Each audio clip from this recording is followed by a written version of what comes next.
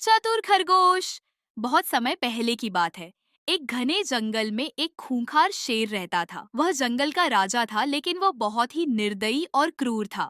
वह जब चाहता तब किसी भी जानवर का शिकार कर लेता।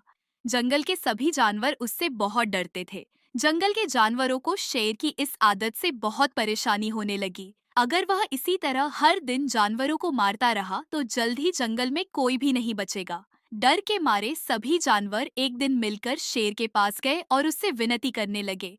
महाराज, अगर आप इसी तरह हमें मारते रहेंगे तो एक दिन जंगल में कोई भी जीवित नहीं बचेगा। कृपया हमारी बात सुनिए। हम आपको रोज एक जानवर भेज दिया करेंगे ताकि आपको शिकार पर न जाना पड़े। शेर को यह प्रस्ताव पसंद आया और उसने इसे मान लिया। अब हर दिन जंगल के जानवर बारी बारी से एक को शेर के पास भेजने लगे।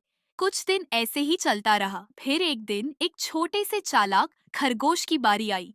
वह जानता था कि अगर इस खूंखार शेर का अंत नहीं किया गया तो यह जंगल के सभी जानवरों को खा जाएगा। खरगोश ने एक चाल सोची और शेर के पास जाने में देर कर दी। जब वह शेर के पास पहुंचा तो शेर गुस्से से गरजने लगा। इतनी देर क्यों लगा दी? तुम्हारी यह हिम्मत कि तुम मुझे भूखा तड़पाओ?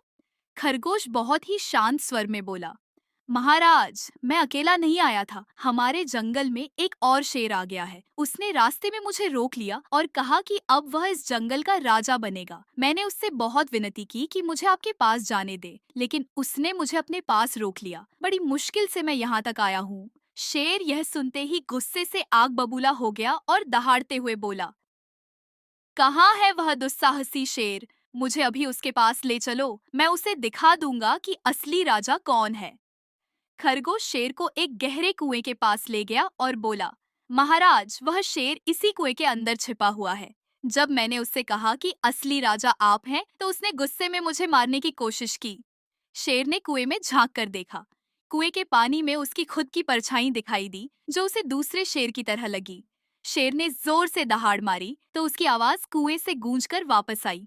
उसे लगा कि कुएं के अंदर वाला शेर भी उसे ललकार रहा है। गुस्से में बिना कुछ सोचे समझे शेर ने कुएं में छलांग लगा दी और पानी में गिरकर डूब गया। खरगोश ने जंगल लौटकर सभी जानवरों को शेर के अंत की खुशखबरी दी।